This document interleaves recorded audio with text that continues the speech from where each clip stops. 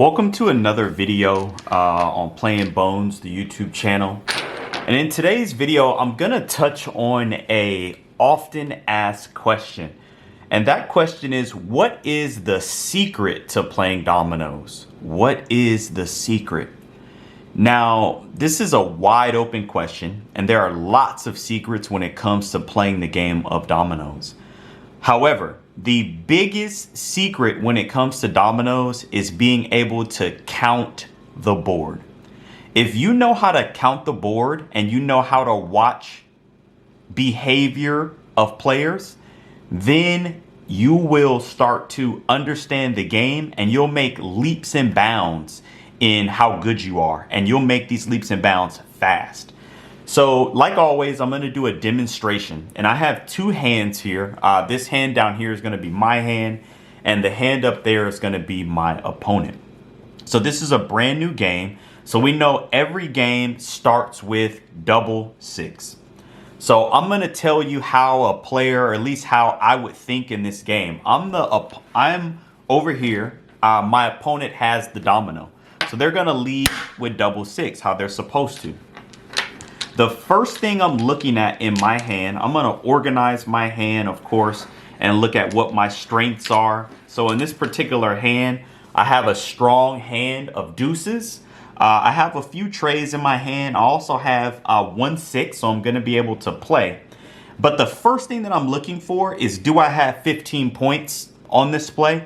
And am I going to give up 20 points on my next play? Or am I going to give up 15? Now, what do I mean by that?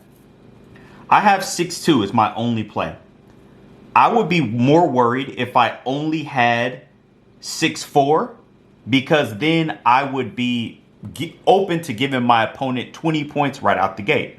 So the hand I have is actually a relatively safe one here, because I have 6-2.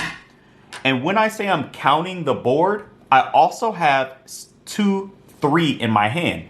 So I know my opponent is not going to be able to score 15 on the next play, and they're not going to be able to score 20 on the next play because of the because the dominoes I have in my hand and what I'm estimating them to have in their hand. Now, does that make sense? You see, by playing 6-2, the only domino that could score right now is a 6-3 for 5. That's the only domino that's going to score right now. So this is kind of like the basics of starting to count the board and what possible plays are out there. Now let's play this hand through a little bit more, and I'll give you another example. So in this case, the opponent, let's say they want to be relatively safe as well. They know that they have, here, let's bring their hand down so you can see it. They know that they have 6-4, they have 6 blank, they have 6 ace. They don't have any deuces, so they can't hit the 2 at all. But in this particular case, they're safe to play 6-4. Why? Because they also have double 4 in their hand. So they know when I play this, when they play that, I'm not going to be able to play double 4 to count 10. And I'm also not going to be able to play 6-2 to count 10 because it's already played. And I also can't play 6-4 over here to get 10 because it's also already played. The only play that I could use to score here is 4-3 and 2 ace. Those are the plays that I could potentially use to score here. So you see how you can kind of count the board and play with the possibility of plays that the opponent can play. Now, the other cool thing about this strategy that we're talking about now is you can also entice players to play what you want them to play with this.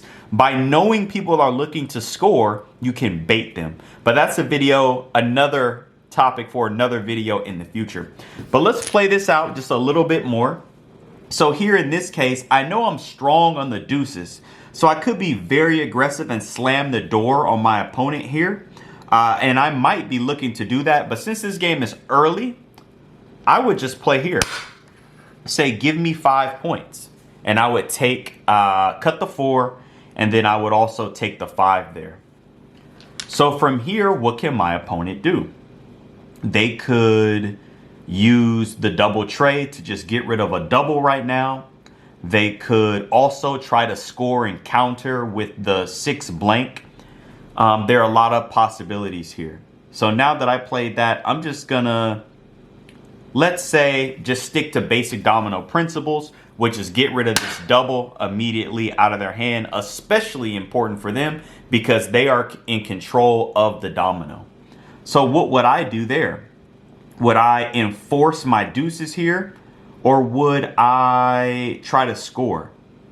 So looking at the way the game is kind of going, I think I would actually enforce my deuces right here and pass up on that 10.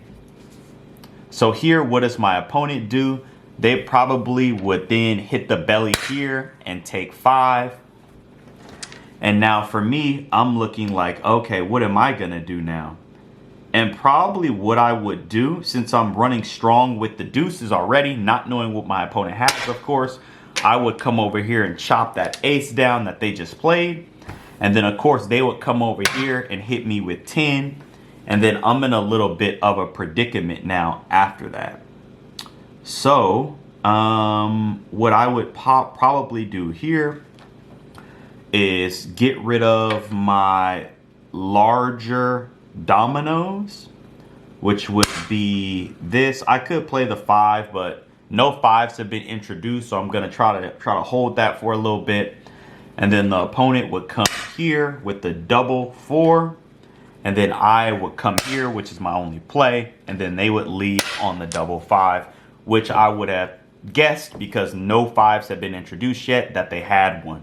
And then, of course, I would pay them 5 points with the leftover domino in my hand. So hopefully this gives you an introduction to counting the board a little bit and predicting what the possibilities are that your opponent can play and basing your strategy off of that. I hope you enjoyed this video. As always, if you have any questions, please leave them in the comments and be looking for the next video coming next week.